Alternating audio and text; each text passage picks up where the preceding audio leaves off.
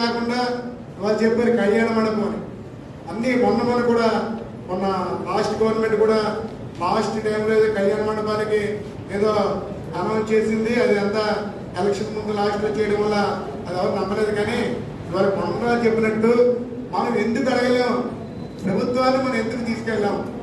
ఇవాళ మనకంటే అతి తక్కువ జనాభా ఉన్న జాతులు రాష్ట్రాన్ని నడిపించే పరిస్థితి ఒక్కో ప్రభుత్వంలో కూడా మనం ఎందుకు ముందుకెళ్ళాము? మళ్ళీ ఏంటంటే ఐక్యత లోపించడం లేదు.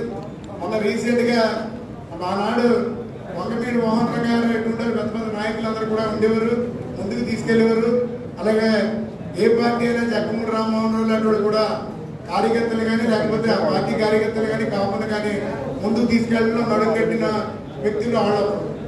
ఇలాగే మనం ఇప్పుడు ఉన్న పెద్దలు గౌరవించుకుంటూ మన జాతిని మనం పెంపొందించుకుని మనం ప్రభుత్వాన్ని ఎందుకు ప్రశ్నించినాం? మన ఇంత జనాభా ఉండి ప్రభుత్వాన్ని ఎందుకు మన కార్యక్రమాలన్నీ కానీ మన పిల్లల భవిష్యత్తు కానీ మన భవిష్యత్తు కానీ ముందుకు ఎత్తుకెళ్ళకపోతున్నాం. ఇవాళ అతి దగ్గరలో మనకి ఎన్నికలు ఉన్నాయి, సంస్థాగత ఎన్నికలు కానీ కార్పొరేషన్లు కానీ మున్సిపాలిటీలు కానీ ఉన్నాయి. ఇవన్నింటిలో కూడా మనోళ్ళు ముందుకు తీసుకెళ్ళగా ఇక్కడి నుంచే ప్రణాళిక పెద్దల మాటిని ప్రణాళిక ఒకటి పెట్టి, ఎందుకంటే కొంతమంది రాజకీయంగా అభివృద్ధి చెందాం అనుకుంటారు, కొంతమంది ఉద్యోగ రీత్యా అభివృద్ధి చెందుతున్నారు, కొంతమంది వ్యాపార రీత్యా అభివృద్ధి చెందారు. ఎవరు ఏ ఇంట్రెస్ట్ ఉంటే మనం ముందుకు తీసుకెళ్ళేలా కృషి చేయాలని, జాతిని ముందుకు తీసుకెళ్లాలని, అలాగే మనకి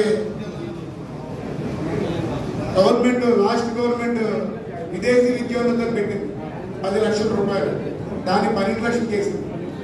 తెలంగాణ గవర్నమెంట్ 15 లక్షలు చేసింది, ఇక్కడ గవర్నమెంట్ 12 లక్షలు చేసింది. లాస్ట్ గవర్నమెంట్ తీశారు. మా అబ్బాయి కూడా ఆస్ట్రేలియా వెళ్ళి ఎంఏ చేసినప్పుడు 10 లక్షలు మా అబ్బాయి కూడా వచ్చింది. ఇప్పుడు అటువంటి ఎందుకు పెట్టకూడదు, అయినా ఎందుకు ఆడకూడదు, ఇవన్నీ ఎందుకు చేసుకోకూడదు?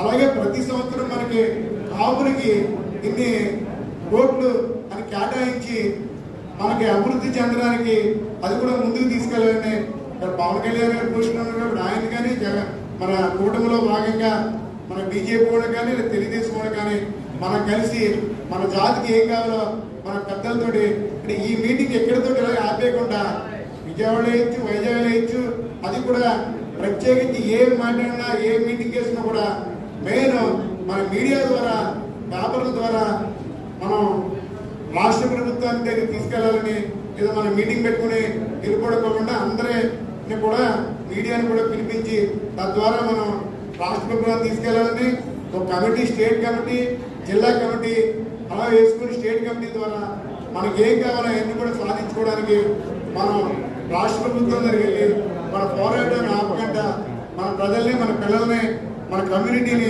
ముందుకు గారికి వేదికను అలంకరించే పెద్దలకి అలాగే మన కాపు సోదరులందరికీ కూడా నా హృదయపూర్వక నమస్కారాలు తెలియజేసుకుంటూ ఇవాళ మనం పౌరుషానికి నెట్టినట్టుగా పౌరుషానికే మనం విలువనిచ్చే విధంగా మనం కాపు జాతి అంతా కూడా ముందుకు నడుస్తుంది. ఎందుకంటే మనం ఎవరికి చేయి శాపం, ఎవరిని దేవురించాం, అది మనలో ఉన్న మన రక్తంలో ఉన్న శైలి. అదేవిధంగా పెద్దలు చెప్పినట్టు మనం రాజకీయంగా శాసించాలంటే ఇవాళ రాజమండ్రిలో అర్బన్ రోడ్లు కలిపి 50,000, 45,000 పైచీలకు జనాభా ఉన్నాం.